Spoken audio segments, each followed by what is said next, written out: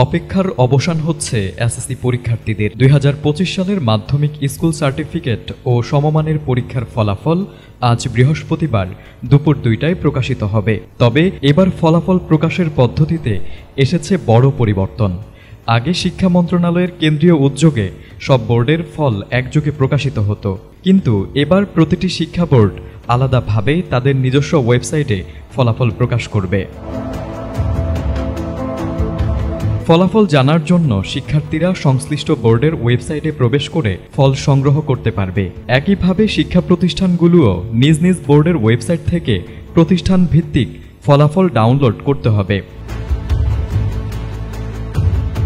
এছাড়াও mobile phone থেকে SMS এর মাধ্যমে সহজেই ফলাফল জানা যাবে। যে কোনো মোবাইল থেকে এসএসসি ফরম্যাট টাইপ করে 16222 নম্বরে পাঠাতে হবে। ফিরতি SMS এ ফলাফল জানিয়ে দেওয়া হবে। গত 10 এপ্রিল শুরু হওয়া এবারের এসএসসি ও সমমানের পরীক্ষায় মোট 19,28,970 জন পরীক্ষার্থী অংশগ্রহণ করে। যদিও 2024 সালের তুলনায় এবার পরীক্ষার্থীর সংখ্যা কিছুটা কম, তবে প্রথম দিনেই অনুপস্থিত ছিলেন 26,928 জন শিক্ষার্থী, যা পরীক্ষায় অনুপস্থিতির হারকে নজরে আনে। News desk, ATN Bangla.